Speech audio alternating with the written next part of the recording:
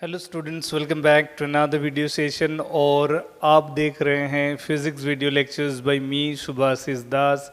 और आज के इस वीडियो लेक्चर में हम लोग इक्विवेलेंट कैपेसिटेंस का जो सीक्वेंस जो सीरीज़ हम बना रहे हैं, लास्ट वीडियो में आप देख चुके हैं कि how to get equivalent capacitance. उस पर हमने कुछ बेसिक सा डिस्कशन किया था कि सीरीज़ कॉम्बिनेशन, पैरेलल कॉम्बिनेशन और एक शॉर्ट सर्किट के ऊपर डिस्कशन किया था।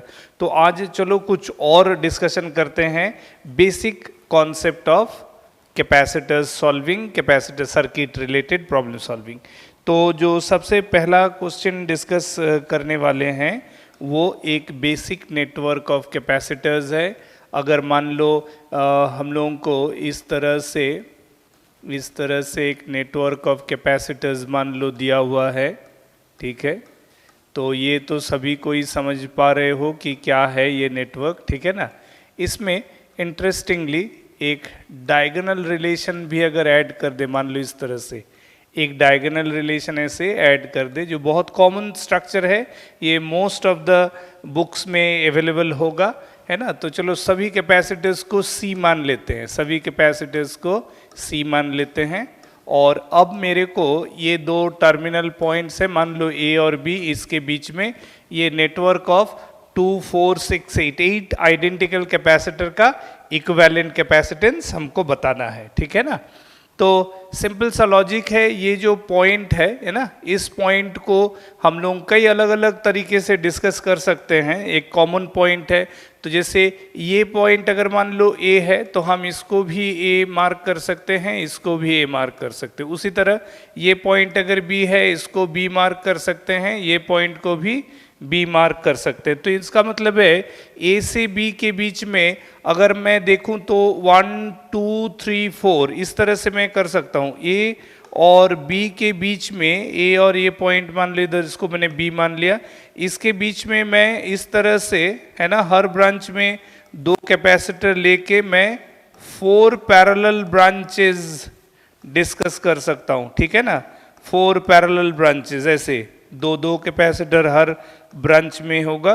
तो इस तरह से हर ब्रांच का जो C इफेक्टिव होगा, हर ब्रांच का जो C इफेक्टिव होगा, इस ब्रांच का C और C मिलके C/2, ये भी C/2, ये भी C/2 और ये भी C/2, यानी कि 4 parallel branch of C/2 each, ठीक है ना।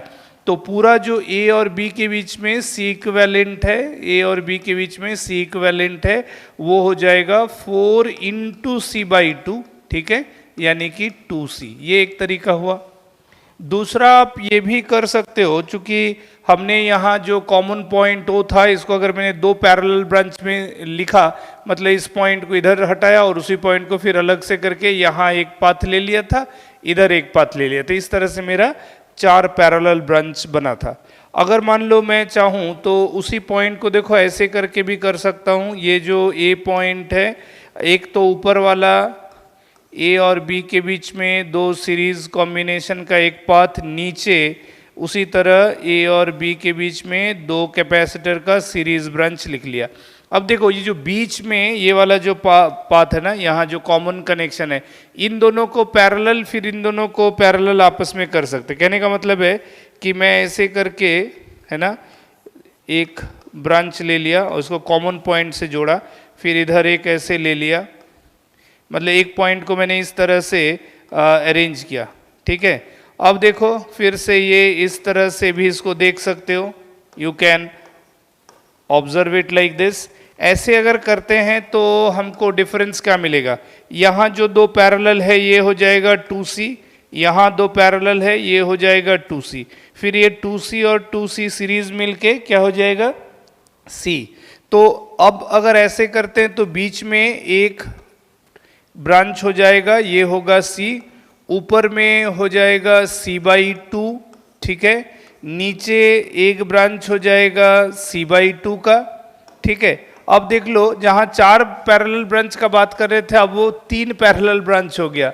और अब मैं अगर A और B के बीच में, है ना, A और B के बीच में C इक्विवेलेंट का बात करूं तो CAB जो होगा, अब क्या हो जाएगा, C/2 + C + C/2, यानी कि अल्टीमेटली वही 2C ही हो रहा है। आर यू गेटिंग मी?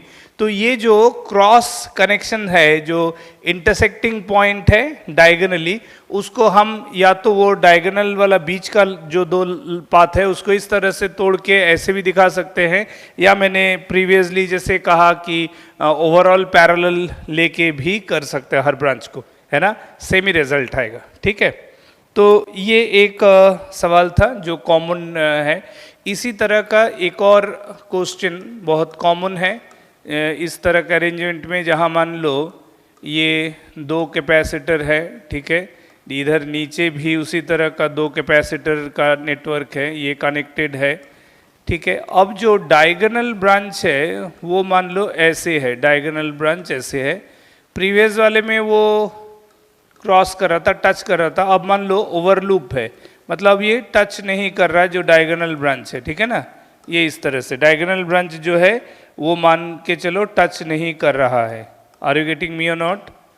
ठीक है, डिस्टिंक्टली सभी कैपेसिटर दिख रहा है क्या है क्या नहीं है। तो ये इस तरह से टोटल 8 आइडेंटिकल कैपेसिटर का नेटवर्क है, मान लो बिटवीन ए एंड बी, ठीक है, ये ए और बी हो गया। अब हमारा ये जो डायगोनल ब्रांचेस है वो टच नहीं कर रहा है एक दूसरे को, यानी कि अब ये क्लियरली अब ये वाला डायगोनल पाथ अल्टीमेटली देखो डायगोनल दिख रहा है, लेकिन कनेक्शंस तो all are between A and B only, है ना, ये दोनों पॉइंट बी है, ये दोनों पॉइंट ए है, तो ऑल द कनेक्शंस पैरेलल है। यानी कि जो मैंने पहला वाला ड्राइंग किया था तो हम यहाँ लिख सकते हैं ऑल 4 पैरेलल ब्रांचेस, ठीक है, ऑल 4 पैरेलल ब्रांचेस।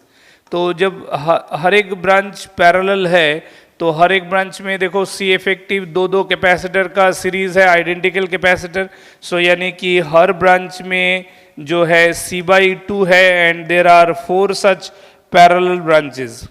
हर ब्रांच में C/2 है, 4 पैरेलल ब्रांचेस आर देयर, ठीक है ना, सब पैरेलल ब्रांचेस है। तो C/2 करके हर ब्रांच का इफेक्टिव कैपेसिटेंस, क्योंकि हर ब्रांच में 2 कैपेसिटर सीरीज में है, हर ब्रांच में 2 कैपेसिटर सीरीज में है, तो अल्टीमेटली CAB जो है CAB हो जाता है 2C, यानी 4 into C/2, like the result is as same as that of the first diagram, ठीक है ना। द नेक्स्ट क्वेश्चन जो डिस्कस करेंगे वो इस तरह का है कि मान लो एक अगर मैं सर्क्यूलर अरेंजमेंट लूँ, ठीक है ना, एक सर्क्यूलर अरेंजमेंट लूँ और इसी में अलग अलग जगह में कुछ कैपेसिटर्स को फिक्स करता हूँ। मान लो जैसे यहाँ एक कैपेसिटर लेता हूँ, ठीक है, जस्ट अ मिनट, हाँ, यहाँ एक कैपेसिटर ले लेता हूँ, यहाँ एक कैपेसिटर लेता हूँ, इसको कनेक्ट करता हूँ लाइक दिस, राइट। फिर यहाँ एक कैपेसिटर लेता हूँ, यहाँ एक कैपेसिटर ले लेता हूँ और ये पॉइंट को यहाँ ये B, तो ये मान लो एक टर्मिनल A है, ये B है, this are all C each, ठीक है ना। ये बीच में एक्चुअली ऐसा ये है, कैपेसिटर को मैंने रफली ड्रॉ कर दिया, हाँ, तो ये हो गया कैपेसिटर्स, राइट। तो this are all C each, this are all C each. तो अब इसमें अगर मेरे को पूछा जाए कि A और B के बीच में C इक्विवेलेंट क्या होगा, ठीक है ना, डायग्राम दिख रहा है A और B के बीच में C इक्विवेलेंट। तो सबसे पहले है कि अगर ये पॉइंट A है, ठीक है, तो अकॉर्डिंग टू अरेंजमेंट ये भी A है, तो यानी कि A से A और ये B है, तो you can mark this is B, this is also B, because ये इस पाथ में कुछ नहीं है, यहाँ भी कोई कैपेसिटर नहीं है, तो पोटेंशियल ड्रॉप नहीं होगा। तो अल्टीमेटली तब हम क्या देख पा रहे हैं कि A को अगर मैं रिड्यूस कर दूं तो A से मेरे को B जाने का इधर 1, इधर 2, इधर 3, इधर 4, समझ रहे हो ना। तो this are all parallel arrangement basically, ये देखने में वैसे लग रहा है, तो all connections taken between A and B। तो सबसे पहले A to B मान लो ये मैंने ड्रॉ कर लिया सिंगल कैपेसिटर, फिर देखो A to B जाने का 2 कैपेसिटर का एक सीरीज, ठीक है ना, फिर यहाँ ये पाथ मैंने ड्रॉ कर दिया, फिर A to B का ये एक पाथ, A to B का ये एक पाथ हो गया, ये ड्रॉ हो गया। अब A to B का ये एक पाथ है, इसको भी मैंने ड्रॉ कर दिया, ठीक है। अब देखो सभी कनेक्शन A to B हो गया ना, कितना आसान। तो यानी कि basically this is a network of 4 parallel branches, जिसमें 3 ब्रांच में C है, एक ब्रांच में C/2, यानी कि हम लिख सकते हैं CAB बराबर C plus C plus C plus C/2, तो 3C प्लस C/2, तो ये हो गया 7C/2। तो एकदम आसान सा नेटवर्क है। तो सबसे ज़रूरी चीज़ जो है कि जब आपको एक सर्टेन नंबर ऑफ कैपेसिटर्स एक नेटवर्क में दिखे तो उसमें आपको अगर सेम पोटेंशियल का मल्टीपल पॉइंट्स है तो फिर उसको एक पॉइंट में, एक ही पोटेंशियल का अगर कई डिस्टिंक्ट पॉइंट्स दिख रहा है सर्किट में तो उसको आपको एक पॉइंट में कन्वर्ट कर लीजिए, तो उससे आपको उस पर्टिकुलर पॉइंट से जितना भी ओपनिंग्स है वो आराम से सिंपल दिखेगा। नेक्स्ट क्वेश्चन चलो इसी में करते हैं एक और। जैसे मैंने ये एक मान लो सिंपल सर्किट ले रहा हूँ, ठीक है, इसमें मैं कुछ और डिस्कस करने वाला हूँ इक्विवेलेंट कैपेसिटेंस के अलावा भी, ठीक है। तो ये A हो गया, ये B हो गया, ये C, ये मान लो 2C, ये C, ये 2C, ठीक है। इस तरह से मैंने कैपेसिटेंस ले लिया, क्लियर है। अब मान लो फर्स्ट ऑफ ऑल अगर मैं पूछूं कि फाइंड CAB, इसमें अगर मेरे को C इक्विवेलेंट CAB पूछा जाए तो वो तो मैं आराम से निकाल सकता हूँ। There are 3 parallel branches. पहला वाला ब्रांच में आपको पता है, if you calculate first branch का 2 सीरीज में है C/2, यहाँ 2 सीरीज में है, इसका हो जाएगा 2C/3 और फिर 2C, है ना।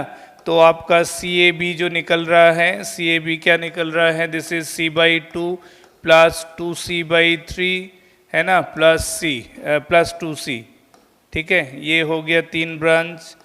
अब इसका आप एलसीएम कर लो तो 6, ये हो गया 3C plus 2 × 2 4C plus 12C, तो ऑल टुगेदर आपका कितना हो गया देख लो, 7 + 12 19C/6, ठीक है, 19C/6। अब मान लो फर्दर डिस्कशन अगर करते हैं रिलेटिंग टू दिस क्वेश्चन, है ना। ये फर्स्ट पार्ट गया, अगर मैं इसका सेकेंड पार्ट में ये कर लूँ कि इफ VAB, मान लो A से B का बीच में potential difference is given 12 volt, ठीक है ना। 12 वोल्ट का अगर पोटेंशियल डिफरेंस है दिया है तो मान लो मैं सर्किट में कुछ और पॉइंट्स को मार्क कर दिया और कहने के लिए यहाँ ये 2 पॉइंट है स्मॉल a और स्मॉल b, तो मैं पूछा कि भाई स्मॉल a और स्मॉल b में फाइंड VAB, है ना। इस ब्रांच में पोटेंशियल डिफरेंस पूछे और मान लो मैं इस ब्रांच का चार्ज पूछ दिया, let this is be the Q1 in this branch, what will be the value of Q1 and Q1 का भी वैल्यू बताओ, ठीक है ना। तो इसका मतलब है कि ब्रांच चार्ज को निकालने के लिए बहुत सिंपल है कि आप तीनों पैरेलल ब्रांच है, ठीक है। तो तीनों जब पैरेलल ब्रांच है तो आसानी से हम Q1 के बारे में आंसर कर सकते हैं। Charge flowing through any capacitor in any branch must be equal to capacitance into potential difference, तो कैपेसिटेंस 2C है, पोटेंशियल डिफरेंस 12 वोल्ट है, तो ये कितना हो जाएगा 24C माइक्रोकूलम। अगर मैं हर एक कैपेसिटर को माइक्रोफेराड मान के चलूँ, ठीक है ना, तो 24C हो गया ब्रांच चार्ज, यानी कि जो 2C में जिसका उसमें भी 12 वोल्ट है, कारण सर्किट का जो अप्लाइड वोल्टेज है वो दिया है 12 वोल्ट। तो for the 12 volt potential difference into capacitance Q = CV, तो मेरे को चार्ज मिल गया। अब जैसे मान लो मिडिल वाला ब्रांच है जो जिसमें ये A और B के बीच में कैपेसिटेंस 2C है, उसके बाद C है, ये 2C और बिटवीन A एंड B, और उसके बाद एक कैपेसिटर C है। तो अल्टीमेटली ये एंड B है और ये स्मॉल a जो है वो बेसिकली कैपिटल A है। तो इसका मतलब है सिंस VAB इज गिवन कितना 12 वोल्ट दिया है, तो 12 वोल्ट का कितना पार्ट हमको ये होगा, ठीक है। तो दिस इज अ सीरीज, इसमें जो भी चार्ज मान लो Q2 अगर फ्लो कर रहा है तो Q2 will be same through both this 2 capacitor, 2C में भी Q2 जा रहा है, C में भी Q2 जा रहा है। तो सीरीज में जब चार्ज कांस्टेंट होता है इन सीरीज, इन सीरीज, है ना, जब charge Q is constant for all capacitors ना, सभी कैपेसिटर में सेम चार्ज जाएगा। So therefore Q equal to c भी, इसका मतलब this implies that C is inversely proportional to voltage. तो ये जो वोल्टेज डिवीजन वाला जो कॉन्सेप्ट है, तो उस कॉन्सेप्ट के अकॉर्डिंग अब VAB जब निकालेंगे तो दूसरा वाला कैपेसिटर को ऊपर लिखेंगे divided by 2C plus C into main voltage, यानी कि अप्लाइड वोल्टेज। ये वोल्टेज डिवीजन रूल है, ठीक है ना, जिसके अक्रॉस जब टू कैपेसिटर सीरीज में होगा तो उसमें से किसी एक के अक्रॉस अगर पोटेंशियल डिफरेंस निकालोगे, ठीक है ना, तो वो पोटेंशियल डिफरेंस निकालने के लिए फॉर्मूला क्या होगा, उसके अलावा जो दूसरा कैपेसिटर होगा उसका कैपेसिटेंस न्यूमरेटर में divided by sum of them into total voltage. तो ये हो गया C/3C into applied voltage 12, C cut गया तो ये हो गया 4 वोल्ट, ठीक है, 4 वोल्ट। ये वोल्टेज डिवीजन से हो गया। अब चाहो तो इसको एक दूसरे तरीके से भी निकाल सकते हो, और वो दूसरा तरीका क्या है, वो दूसरा तरीका ये है कि you know the C in required branch, C in required branch. तो रिक्वायर्ड ब्रांच में जो दो कैपेसिटर है, 2C और C का सीरीज में, तो C in required branch is 2C/3, ठीक है ना, C और 2C का series, so C into 2C divided by C plus 2C, तो 2C/3। सो देयरफॉर Q2, उस ब्रांच का हमने जो चार्ज Q2 एज्यूम किया, तो वो Q2 क्या हो जाएगा, C effective of that branch into applied voltage, है ना, अप्लाइड वोल्टेज 12 है, 12 है, तो यानी कि इसको 4 से कैंसिल करें तो वो कितना होगा, 8C चार्ज हो गया उस रिक्वायर्ड ब्रांच का। So therefore potential difference across that 2C capacitor in between small a and small b जो दिया है, तो उसमें कितना चार्ज जा रहा है डिवाइडेड बाय उसका कैपेसिटेंस क्या है, ये भी किसी भी कैपेसिटर के अक्रॉस PD निकालने का जनरल फार्मूला है। तो हम उसको 8C/2C करेंगे तो कितना आएगा, 4 volt. So this is the general way we can calculate the potential difference across any individual capacitor out of n number of capacitors available in series। तो उस सीरीज में, उस सीरीज ब्रांच में किसी भी कैपेसिटर के अक्रॉस PD निकालने के लिए क्या चाहिए, वो कैपेसिटर का कैपेसिटेंस और उसमें चार्ज स्टोरेज, यानी कि उस ब्रांच में कितना चार्ज फ्लो कर रहा है। तो दिस इज अनदर वे, ये एक तरीका है, ये फर्स्ट एक प्रोसेस मैंने बताया, और ये दूसरा प्रोसेस है। दोनों तरीके से हम किसी भी कैपेसिटर के अक्रॉस पोटेंशियल डिफरेंस निकाल सकते हैं, ठीक है।